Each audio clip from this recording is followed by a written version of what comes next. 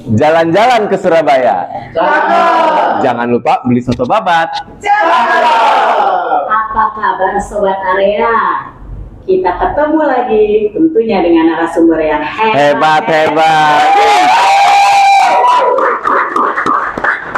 Oke, di episode kedua ini kita kedatangan nih narasumber yang akan membicarakan tentang masalah anak. Kira-kira anak itu anugerah ya, bener ya Kak ya? Oh, betul, pastinya. Jadinya? Nah, kita tuh akan membicarakan banyak nih Cu, mengenai siapa sih anak atau gereja ramah anak tuh seperti apa.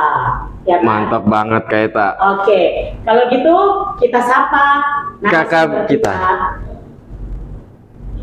Kakak Vika. Oke.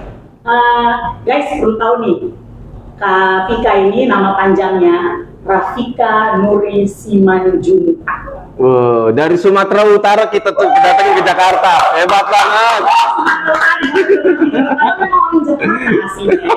Oke,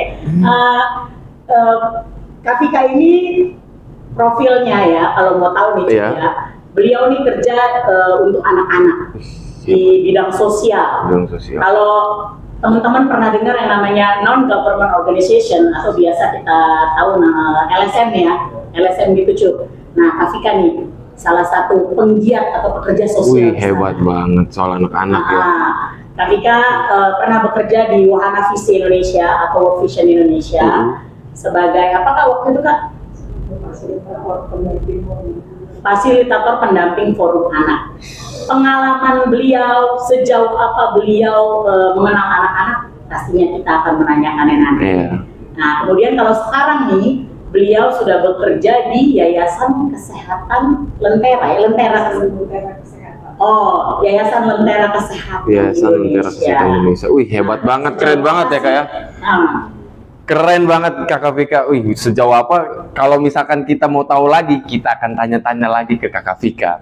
Wih, hebat banget Kakak Vika. Boleh Kakak Eta tanyakan apa aja Kak Eta? Nah, guys, kalau mau tahu nih ya Kak Vika ya, menurut Kak Vika tuh anak tuh apa sih Kak Vika? Maksudnya siapa sih? Atau pengertian anak tuh apa sih?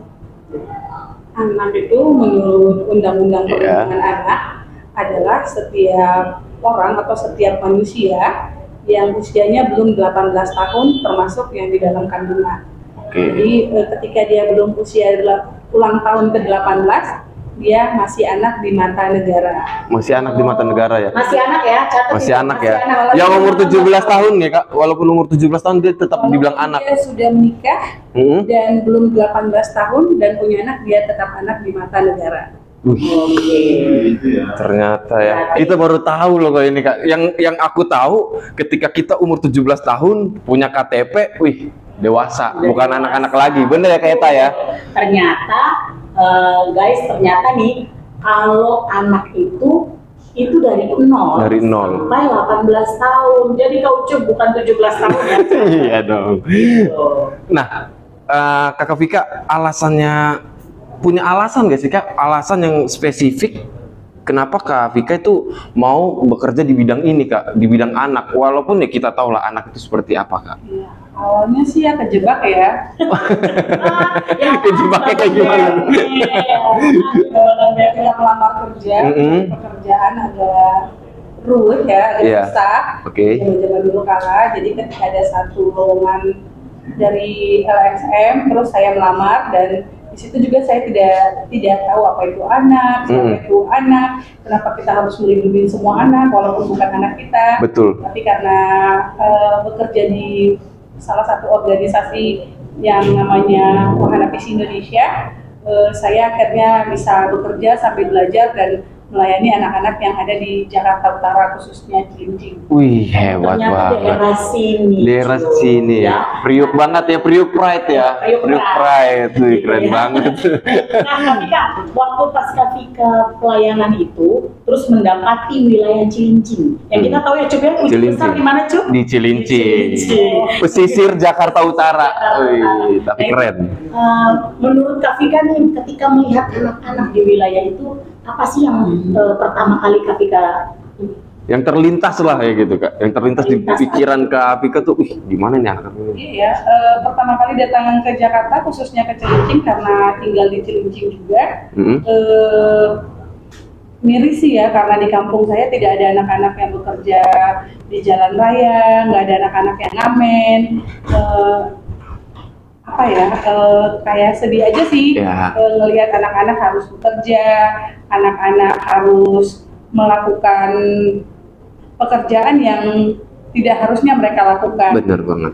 Nah, terus dengan kondisi rumah yang menurut saya sih, kalau teman-teman pernah mungkin ke rumah-rumah yang rapat-rapat yang tidak ada ventilasinya, sehingga merusak kesehatan anak gitu. Jadi lebih prihatin ya kayak ketika melihat anak-anak seusia mereka udah bisa bekerja, yang udah bisa bertarung di jalanan ya Kak. Tetapi di tempat Kakak ada wadahnya nggak sih Kak? Gitu. Ada, karena saya sebelum kerja di LSM saya tidak pernah tahu kalau ada forum anak sebelumnya. Tapi melalui LSM ini kita membuat forum anak. Jadi adik-adik yang memiliki bakat tapi tidak punya kemampuan untuk membayar kursus biola, kursus bahasa Inggris, organisasi ini mendampinginya dengan memuatkan kelompok-kelompok yang ada di masyarakat. Oh, jadi itu berarti forum anak itu sendiri dibentuk dari anak-anak di masyarakat itu ya Kak ya. Dan kemudian pada saat tadi kan Kak Vika sempat bilang ada forum biola gitu ya, maksudnya ada kegiatan-kegiatan anak yang misalnya mereka tuh nggak mampu gitu guys, nggak mampu untuk ngikut les atau sebagainya. Nah itu tuh dibentuknya seperti apa sih Kak, bisa cerita nggak? Nah, itu dibentuknya, jadi kita membentuk kelompok-kelompok di masyarakat. Dulu ada namanya kelompok KSM, kelompok program komite masyarakat. Jadi orang-orang dewasa dibentuk untuk punya kepedulian terhadap anak yang ada di sekitar mereka. Jadi forum ini dibentuk bukan hanya anak-anaknya saja, tapi melibatkan orang dewasa yang ada di sekitarnya, karena ketika anak membuat forum sendiri, kalau tidak ada orang dewasanya, itu nanti akan jadi forum yang rancu, karena tidak ada karena anak-anak kan masih rentan ya, masih cara berpikirnya masih belum seperti orang dewasa pada umumnya. Nah, jadi ketika ada orang dewasa, jadi ketika anak itu salah, orang dewasa perannya untuk mengingatkan, menegur, menasehati, benar ya Kak ya. Nah, ketika Kakak bekerja di salah satu sosial anak seperti ini, pemerintah ada nggak sih Kak membantu Kakak atau membantu perusahaan atau organisasi ini untuk bisa memperluas lagi jangkauan anak-anak yang ada di Jakarta, bahkan bukan di Jakarta doang, di seluruh Indonesia mungkin kan? Iya, sebenarnya ada. Forum anak itu bekerja sebenarnya diinisiasi juga sama pemerintah. Pemerintah sudah mengeluarkan peraturan Permendagri, itu ada setiap wilayah harus memiliki forum anak. Nah, jadi setiap wilayah punya pemerintah juga sudah mengatur akan tentang perlindungan anak di negara kita. Ada undang-undang perlindungan anak yang dilakukan secara nasional, ada juga yang dilakukan per kota kabupaten, provinsi kota kabupaten diturunkan. Nah, jadi setiap warga negara Indonesia memiliki kewajiban untuk melindungi anak yang ada di sekitarnya. Oh, berarti pada dasarnya tuh sebenarnya pemerintah sudah mendukung guys tentang kegiatan perlindungan anak ini. Nah, mungkin Kak Vika bisa jelaskan sedikit gak sih, banyak di antara kita yang mungkin awam tentang hak-hak anak, ya kan? Kayak tadi kan ada inisiasi dari pemerintah, maksudnya ada juga kerjasama dengan lembaga seperti Kak Vika dulu pernah di Warvisi gitu kan. Nah itu apa sih Kak hak-hak anak, bisa dijelasin gak sih? Maksudnya anak-anak ini sebenarnya punya hak atau tidak? Iya, anak itu memiliki hak dan kewajiban. Ada 31 hak anak. Banyak juga ya. Banyak banget, 31 guys. Tapi dibagi menjadi 4 kelompok bagian dasar. Oh, 4 kelompok. Jadi itu ada haknya dari 31 merucut ke 4 ya. Jadi kita ada hak hidup, yang anak dijamin dibebaskan untuk hidup dan dijamin oleh negara. Ada hak tumbuh kembang, ada hak perlindungan, dan ada hak partisipasi. Jadi 4 bagian dasar. Wih, itu udah dirangkai, udah dirangkum sebegitu hebatnya ya Kak ya oleh pemerintah ya Kak ya. Tapi Kak, yang menjadi pengalaman Kakak untuk menjadi pendamping Forum Anak Nasional ini apa sih Kak? Ya, pendampingan Forum Anak ini memberikan hak tumbuh kembang mereka dan hak partisipasi. Melalui Forum Anak ini, anak-anak bisa berperan untuk mengambil keputusan dalam membangun wilayahnya. Contohnya kalau dia tinggal di kecamatan, tinggal di kota, atau tinggal di kabupaten, atau tinggal di kelurahan, dia bisa ikut memberikan suaranya melalui Musrembang. Musrembang itu dilakukan setiap tahun untuk menyusun anggaran wilayah masing-masing. Nah, jadi melalui Musrembang ini, anak juga bisa menyampaikan kebutuhan mereka untuk tahun depan apa saja untuk memenuhi hak dan kewajiban mereka. Nah ini saya tertarik dengan bagian ini karena gini, pada dasarnya kadang-kadang ya guys, Kak Ucup juga tahu ya, mungkin Kak Ucup pernah punya pengalaman waktu kecil tidak diminta pendapatnya, benar nggak? Benar. Ya, maksudnya terkadang tuh kita merasa bahwa anak kecil atau anak-anak udahlah, lu nggak tahu apa-apa gitu. Gak tahu apa-apa. Orang tua yang paling tahu. Bener. Ini orang dewasa tuh tahu segalanya. Setuju. Tapi dengan adanya Kak Vika di sini setelah berangkat sama kita, ternyata tuh mereka punya hak bersuara, hak berpartisipasi, dan bahkan harusnya di tingkat di tingkat RT RW yang mengadakan Musrembang ini ya kayak ya kan ini tingkat kelurahan kecamatan gitu ya Kak ya. Oke. Nah, di tingkat yang seperti ini mereka tuh harusnya bisa bersuara juga ternyata. Dan harusnya mereka diajak untuk bisa tahu tentang apa yang mereka mau gitu tadi. Mengeksplor ya Kak ya, mengeksplor lagi, mempublikasikannya lagi ya. Oke, guys, ternyata tuh menarik banget ya kalau udah ngomongin tentang anak ya Cup ya, karena biasanya tuh kita tahu anak-anak ya udah yang tadi kita ngomongin gitu. Ya udah anak-anak nggak ngerti lah. Iya bener. Orang dewasa, perihal orang dewasa gitu. Ternyata anak-anak itu harus kita bentuk lagi nih, karena anak-anak ini adalah investasi besar, bukan investasi bodong, bener ya Kak ya? Ya, beda. Bener ya. Kalau investasi besar, siapa tahu untuk bisa membangun negara ini menjadi lebih baik lagi. Sekarang baik, jadi, iya kan? Bener banget ya. Siapa tahu ya? Pasti ya Kak. Wih, hebat banget. Kayak ada kemungkinan tersendiri ya. Terus nih Kak Vika ya, tadi kan kita udah tahu nih tentang partisipasi anak di dalam Musrembang ini. Nah Kak Vika bisa ceritain nggak sih, selama Kak Vika mendampingi Forum Anak, kan kita tahu bahwa Kak Vika ini pernah juga mendampingi Forum Anak Nasional kan. Nah kira-kira selama mendampingi Forum Anak itu ada kesan-kesan inspiratif apa yang Kak Vika lihat dari anak-anak atau bisa ceritakan nggak sama kita? Ada sih ya, jadi selain negara, dunia juga mendengarkan suara anak. Jadi ada namanya pertemuan kongres anak sekali 5 tahun. Sekali 5 tahun. Di dalam 5 tahun dilakukan sekali, dan anak Cilincing dapat kesempatan 1 kali untuk ikut ke Swiss. Wih. Ucup udah pernah ke Swiss? Belum. Saya juga belum pernah. Kita cuma ngerasain di permen doang ya. Atau di coklat. Jadi melalui Forum Anak mereka membuat kajian, membuat apa sih yang dialami anak-anak yang mungkin terjadi di beberapa provinsi yang ada di Indonesia. Kemarin mereka mengangkat cerita tentang child labor atau pekerja anak yang mungkin tidak menutup kemungkinan itu dapat terjadi di provinsi lain. Kalau di Cilincing kemarin mereka melihatnya ada anak-anak yang jemur ikan, harus berhenti sekolah, ada anak-anak yang ngupas pijing, ada anak-anak yang harus ngambil sisa-sisa bensin dari tangki bensin. Ucup pernah nggak? Belum. Sudah pernah ngelakuin itu kan? Saya pernah melihatnya aja sih. Ada anak-anak yang harus ngamen dan harus berantem sama orang dewasa yang untuk bisa ngamen juga, untuk bisa ngambil lapak. Nah, jadi mereka menggali itu, membuat sebuah video cuplikan kecil dan itu dikirim untuk mereka bisa ikut kontes pemilihan anak yang akan mewakili negara Indonesia, menyampaikan suaranya. Iya Kak, tadi Kakak bilang ada yang jemur ikan, ada yang mohon maaf, ada yang ngamen, mungkin ada yang sampai mengemis ya Kak ya. Nah, ini ada faktor tersendiri nggak sih Kak? Kenapa mereka bisa seperti ini gitu? Ada banyak faktor. Faktor yang pertama itu faktor ekonomi.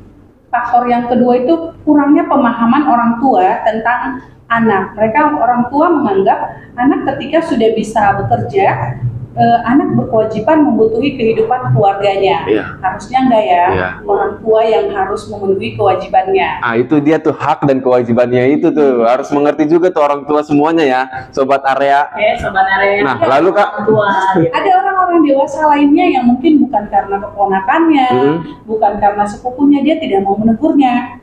Nah, jadi tidak melindunginya karena menganggap nanti kalau saya kasih marah, kalau saya omel, nanti saya dimarahin juga gitu. Jadi ada rasa-rasa sungkan yang terjadi terhadap orang-orang dewasa, sehingga rasa sungkan yang dipelihara itu menyebabkan anak-anak yang ada di sekitarnya ya bablas gitu. Bablas aja ya, yang penting lulu gue lah ya. Jadi seperti acu tak acu ya, apatis jadinya. Berarti sebenarnya kalau melihat kayak gini, pernah nggak sih Kak Vika melihat kayak kegiatan anak atau yang Kak Vika tuh harus tegur gitu, kemudian Kak Vika tegur, orang tuanya marah? Iya. Pernah nggak kejadian gitu? Karena gini, kadang-kadang ya sobat area ya Kak Ucup juga ya. Benar. Kan kalau misalkan kita, itulah yang membuat orang kadang takut menegur atau takut jadi segen. Karena ketika ditegur padahal untuk kebaikan, malah orang tuanya marah gitu. Apalagi kalau lihat anak-anak sekarang ya Kak Ucup kan udah sangat-sangat. Ya Kak Vika juga mungkin udah lihat ya perkembangan anak-anak kids zaman now.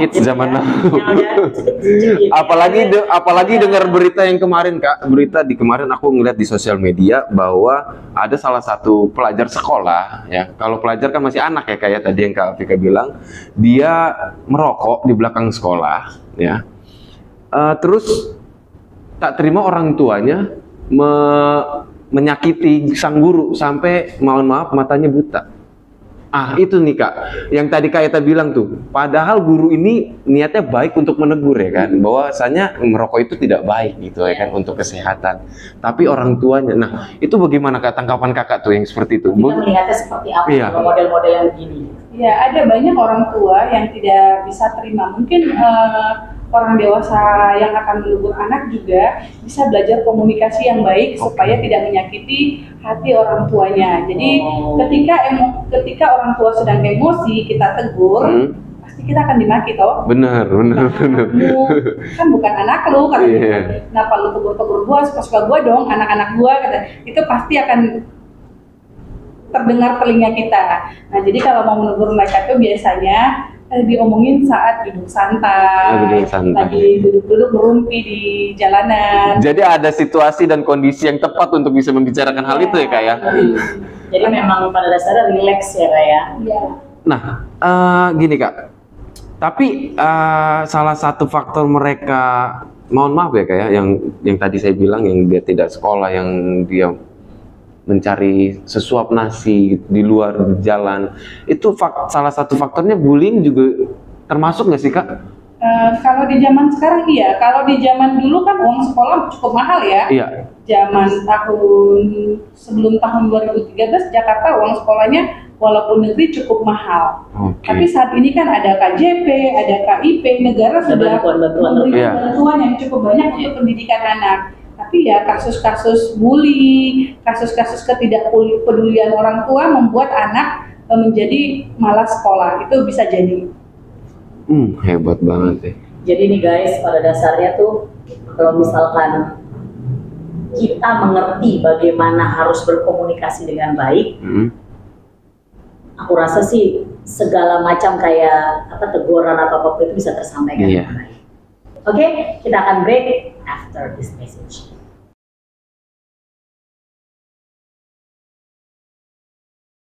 Welcome back guys. Kembali nih kita mau bicara mengenai anak. Nah, Vika, mau tanya nih Kak Vika, kan sekarang nih di GPIB itu sudah mencanangkan yang namanya gereja ramah anak, gitu ya. Menurut Kak Vika nih, kalau Kak Vika lihat nih ya, kalau gereja saja sudah bisa melakukan itu, gereja ramah anak, nah kira-kira ada nggak sih indikator yang membuat satu gereja dikatakan dia ramah anak? Ya, ada sih ya. Sebenarnya selain gereja, negara Indonesia ini 2030 menuju layak anak, sudah harus wajib layak anak. Nah, selain pemerintah, sekolah, puskesmas, RT, RW, rumah ibadah juga harus menjadi ramah anak seperti masjid dan gereja. Nah, gereja bagaimana dikatakan gereja layak anak? Tapi gereja memiliki indikator-indikator yang tentang perlindungan anak yang dikeluarkan sama Kemen PPA. Nah, jadi ada pun beberapa indikator tentang gereja ramah anak itu adalah yang pertama, gereja memiliki sistem perlindungan anak. Itu bisa dari sinodenya atau dari gereja kecilnya langsung. Gereja memiliki data jumlah anak atau jumlah anak berbasis menurut jenis kelamin dan jumlah anak yang memiliki akte kelahiran. Dan jika masih jemaatnya masih tidak memiliki akte kelahiran, gereja bisa membangun kerjasama dengan Disdukcapil. Yang berikutnya, gereja harus memiliki alokasi dana untuk biaya pembinaan anak. Nah, biasanya itu kalau gereja kan ada sekolah minggu. Betul. Minggunya apakah hanya untuk ibadah atau ada pembinaan seperti mungkin ada kelas untuk anak sekolah minggu selain di hari Minggu. Kalau di daerah-daerah itu ada biasanya. Daerah Papua, NTT itu ada kelas buat anak remaja, kelas buat anak sekolah minggu, mereka bertemu sore-sore setiap sekali seminggu. Oh, berarti itu di luar dari jadwal sekolah minggu. Ekstrakurikulernya mungkin ekstrakurikulernya bener ya. Selain ada alokasi dana, gereja juga punya sistem mekanisme itu kalau ada kasus anak terjadi di dalam lingkungan gerejanya, apa peran gereja di dalamnya? Apalagi kalau kasus itu terjadi terhadap jemaatnya, apakah gereja hanya diam saja atau malah menyampaikan hoax? Oh, ini anak sini. Nah, biasanya kan seperti itu ya. Iya, bisa membantu berperan bagaimana anak ini bisa tetap terlindungi. Terus gereja juga bisa gereja bisa membuat PAUD terintegrasi. Nah, jadi berikutnya gereja juga bisa punya forum anak. Forum anak itu seperti apa? Mungkin kalau gerejanya punya lokasi, bisa dengan forum anak yang ada di gereja, mungkin anak-anak remaja bisa mengajak anak-anak remaja yang ada di sekitar gereja, walaupun bukan Kristen, untuk bisa ikut bergabung. Tapi membahasnya bukan membahas tentang kekristenan, bahasa agama, tapi itu yang namakan nanti jadi forum anak inklusi. Jadi forum anak itu bisa dari gereja, melalui gereja anak-anak lain dapat berperan. Nah, ini nih yang maksudnya ketika kita bicara mengenai forum anak yang ada di dalam gereja, mungkin kalau mau dilihat, Kak Ucup sendiri pernah nggak sih? Maksudnya kita lihat di GPIB ini kayaknya udah ada belum ya kayak gitu? Belum ya? Sepertinya belum ada, Kak. Belum. Berarti ternyata guys, untuk ramah anak itu banyak banget indikator yang tadi udah dibilang. Dan kalau bisa, memang peranan anak-anak tuh sangat menunjang untuk kegiatan itu gitu loh. Dan yang tadi aku tertarik dengan kata-kata seandainya gereja punya kasus atau ada kasus yang terjadi, bahkan itu di jemaat gereja itu sendiri, apa yang bisa gereja lakukan? Nah, ini yang memang kayaknya harus kita banyak ini lagi ya untuk kedepannya. Benar, Kak, menjadi lebih baik lagi ya kan? Karena memang untuk saat ini GPIB sendiri yang sudah mencanangkan untuk gereja ramah anak adalah GPIB Sebaut Bogor, Kak, gitu. Nah, memang kita juga mungkin nanti akan lebih banyak belajar lagi ya tentang anak gereja ramah anak ini seperti apa sih, bahkan mungkin kakak-kakak layannya juga harus ikut, karena yang sebelumnya tadi orang dewasa juga ambil andil dalam hal anak ini ya kayak. Ya, pastinya. Apalagi saya cukup dewasa, harus tahu nih. Jadi kalau saya untungnya aja anak bontot ya, kayak kalau bukan anak bontot mungkin saya punya adik gitu kan. Aduh, adik gue nih. Ya kan, kalau nggak perhatiin nih bagaimana nih, gitu kan Kak? Mungkin kalau misalkan mau dilihat ya kayak dalam kehidupan bergereja kita, kadang kan ada adik kita, nah itu benar. Kalau misalkan seandainya nih kakak mungkin bisa kasih tips atau mungkin masukan atau pandangan Kak Vika tentang kalau kita nih harus untuk bisa menjadi gereja ramah anak tuh salah satunya juga bisa menghargai anak-anak yang maksudnya di bawah kita, itu seperti apa contohnya? Ya, betul Kak, betul. Nah, salah satu kita harus yang pertama adalah kakak-kakak sekolah minggunya dulu. Oke. Dikasih pembelajaran tentang gereja ramah anak. Kakak-kakak sekolah minggunya dulu yang diajarin bagaimana mereka dapat memenuhi hak anak dan bagaimana mereka bisa memenuhi kewajiban mereka untuk memenuhi hak anak. Kakak sekolah minggu, ingat kakak sekolah minggu, kakak sekolah minggu ya. Adik-adik kita punya hak loh. Kakak pelayan PA, PST. Iya betul, iya. Salah satu contoh kakak sekolah minggu memenuhi hak anak adalah mungkin kakak sekolah minggu bisa memberi peran kepada adik-adiknya untuk mungkin bisa berani tampil, berani maju, berani mengasih pendapat. Pendapat apa? Contohnya memilih lagu, memberi kesempatan untuk berdoa gitu. Tapi tidak memaksa ya, memberi kesempatan. Memberi kesempatan. Itu adalah salah satu contohnya. Oke, kalau untuk sejauh itu sih kayaknya di gereja kita sudah mulai ada ya Kak Vika. Tapi memang masih banyak yang harus kita pelajari lagi, terutama mengenai gereja ramah anak ini. Benar, bagaimana sih untuk mengolah anak-anak? Karena gini, seperti yang tadi kita bilang di awal bahwa ketika ngomong anak-anak pasti yang berusia di bawah 17 tahun, 18 tahun ya.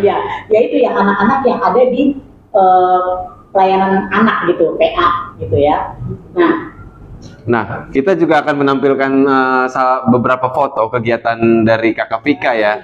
Nanti Kakak Vika tolong jelaskan sedikit saja. Ini Kak, nih. Dengan ibu-ibu, dengan ibu-ibu. Anak. Mungkin ini orang-orang dewasa dan teman-teman adik-adik. Ya. Ini yang di atas adalah ibu-ibu yang mungkin ada bagian ibu rumah tangga, kader PKK yang dilatih untuk bisa menjadi kader-kader perlindungan anak. Jadi mereka adalah tinggal di area pertanian kakao di Sulawesi Selatan. Jadi mereka dilatih supaya mengingatkan orang tua untuk tidak mempekerjakan anaknya di kebun kakao. Bukan berarti anak tidak boleh bekerja ya, tidak mempekerjakan.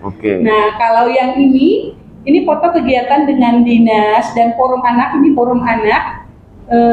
Itu ada tulisan forum anak Pinrang nggak? Ya, ini forum anak Pinrang waktu zaman COVID, negara kita membuat forum anak nasional secara daring. Secara daring. Harusnya biasanya setiap tahun dilakukan di salah satu provinsi, mengundang perwakilan masing-masing kabupaten kota, tapi di tahun 2020 dilakukan daring karena saat itu tidak boleh melakukan pertemuan. Tetap langsung ya Kak ya? Ya, kalau ini dengan adik-adik di Papua, waktu itu kita melakukan pelatihan untuk anak-anak sekolah tentang tentang hak-hak anak dan apa bagian tubuh mereka untuk mereka tidak bisa berikan kepada orang lain. Ini SD atau? Kalau ini SD, ini SMA, SMP, kalau yang itu ibu-ibu ya. Kalau SD kan tadi aku tertarik nih tentang masalah yang di sebelah sini ya teman-teman. Di situ tuh tentang masalah Kak Vika menerangkan bagian tubuh yang tidak boleh diberikan oleh orang lain. Nah, ini mungkin bisa jadi satu masukan untuk para orang tua dan orang dewasa di sekeliling anak-anak gitu, bahwa ternyata penting ya untuk memberitahu anak sedari dini tentang masalah bagian tubuh atau seksualitas anak gitu ya. Karena kalau lihat dari kondisi sekarang, Kak Vika juga tahu ya, terlalu banyak anak-anak yang juga mengalami pelecehan sebagaimana banyak hal gitu terjadi sama anak-anak. Betul gitu banget ya. ya. Sehingga ketika nanti udah jelasin begini, diharapkan mereka bisa mengerti gitu ya, Pak ya. Lebih waspada lagi bagaimana men-treat anak, bagaimana memberikan pembelajaran di lingkungan sekitar, begitu ya Kak ya. Nah ini ada lagi nih Cu. Ada lagi. Mungkin bisa dilihat dari kiri atas, kemudian bawah, kemudian kiri kanan dan kalau kiri atas tuh 2019 ya. Itu pertemuan forum anak dilakukan di Makassar. Itu yang tadi sebelumnya yang tahun 2020 karena COVID dilakukan online.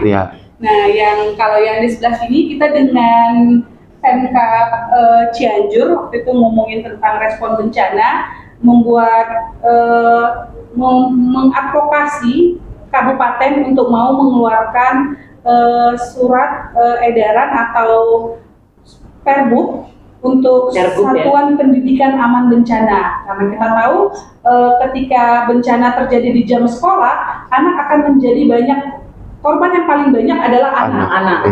Jadi ketika ada pelatihannya dilakukan di sekolah bisa mengurangi resiko karena kita tidak tahu bencana kapan terjadi. Betul banget. Berarti maaf Kak Vika, ini baru-baru berarti ya? Iya. Cianjur. Nah, kalau yang ini salah satu bantuan yang kita berikan melalui program Wahana Visi Indonesia. Saat itu saya bekerja di sana. Bantuan yang kita berikan,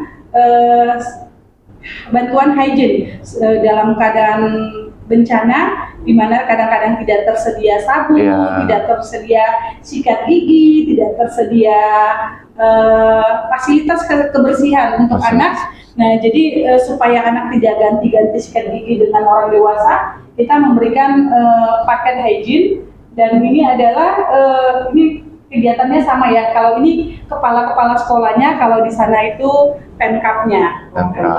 Oke. Ini Kak, selanjutnya nih Kak. Nah, ini nih.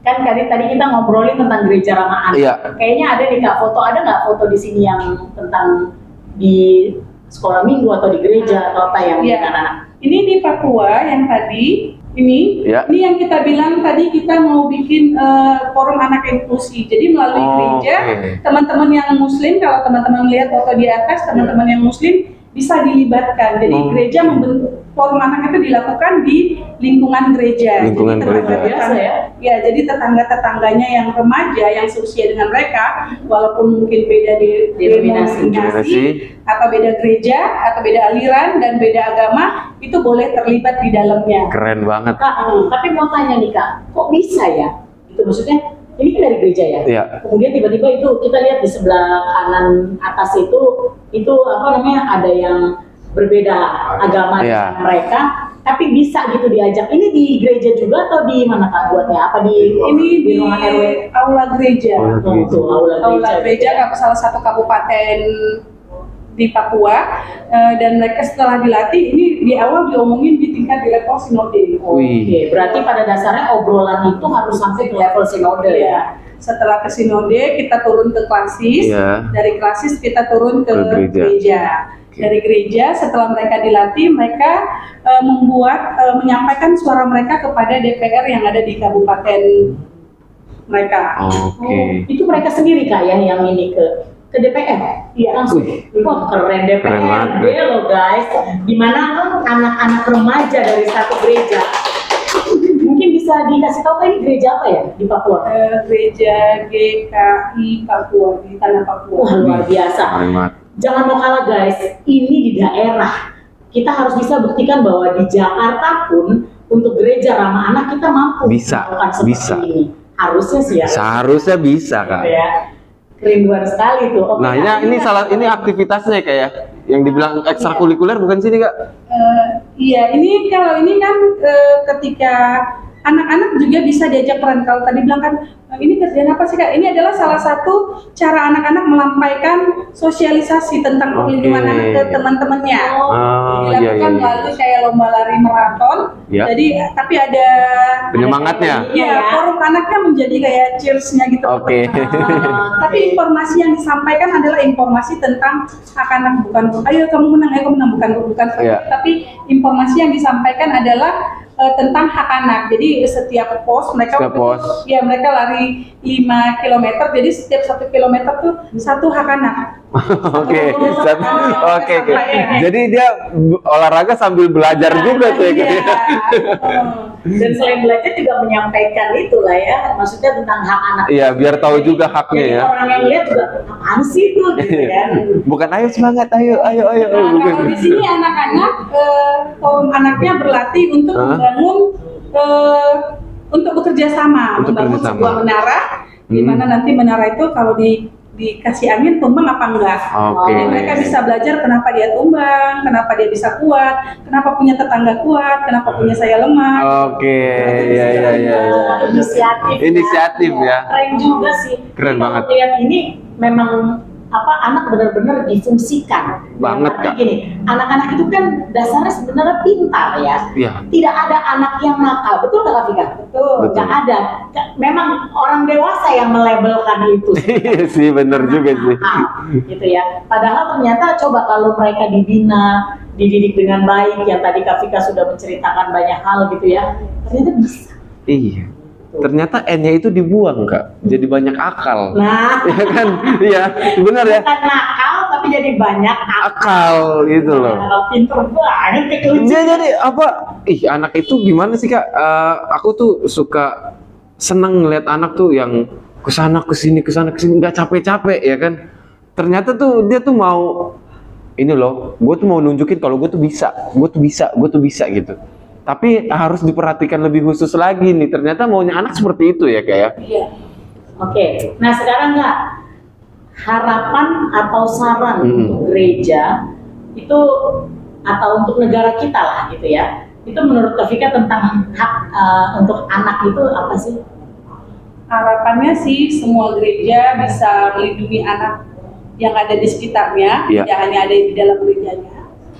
Gereja bisa memberikan kesempatan kepada anak untuk memberikan suara. Oke. Jadi anak tidak hanya menjadi subjek, tapi menjadi objek. Ya kadang-kadang sekolah minggu, contoh kecilnya baju Natal ditentukan sama kakak sekolah minggu. Oh iya sering banget. Anaknya kita baju apa ya enaknya gitu. Oke. Itu contohnya. Jadi harapannya sih selain negara, kalau negara sudah membuat peraturannya, negara sudah membuat anggarannya, harapannya juga gereja bisa bekerja sama dengan tokoh-tokoh masyarakat yang ada di sekitar gereja untuk bisa membangun anak yang ada di sekitar gereja tersebut, lingkungan gereja. Oke, berarti memang banyak hal yang harus mendukung hal itu untuk semuanya bisa terwujud dengan baik, gitu ya Pak ya. Betul. Oke, nah Kak, ada statement yang bisa dikatakan untuk topik kita pada siang hari ini tentang ramah anak. Ramah anak, Kak. Itu seperti apa? Yang menjadi pedoman orang tua. Terus dewasa. Untuk orang dewasa seperti saya gitu loh Kak. Untuk kakak-kakak layan. Iya betul sekali. Di podcast Rest Area ini. Harapannya kita semua orang dewasa yang ada di sini, yang ada menonton podcast ini, menganggap semua anak itu adalah anak kita. Ya. Jadi ketika kita menganggap itu anak kita pasti akan melindunginya. Kita akan pasti menjaganya. Ketika ada orang menakalinya atau membuat kenyamanannya terganggu, kita sebagai orang dewasa bisa melindunginya. Oke, luar biasa. Keren banget. Terima kasih Kak Vika. Terima kasih banyak Kak Vika. Ngobrolnya mengenai anak. Banyak sekali pengetahuan dari Kak Vika tentang peraturan tentang yang dari pemerintah itu tuh banyak banget yang 31 itu tuh ya 31 tadi tuh jadi 4 hak anak terus ternyata usia 18 tahun itu masih dibilang kategori anak ya kan. Iya saya baru tahu ya kan guys ini bener-bener satu segmen di mana kita bicara tentang anak kayaknya nggak puas ya Cup ya. Iya. Tapi apa boleh baut gitu ya. Apa boleh baut? Ada mur. Salah ya. Apa boleh buat kita harus berpisah juga dengan Kak Vika. Mungkin lain kali kita akan bertemu lagi. Ya, kita bikin mungkin di episode-episode yang akan datang. Oke, baik. Terima kasih Kak Vika untuk kedatangannya. Terima kasih Kak Vika. Dan guys, we'll see again tomorrow. Bye-bye. Dah.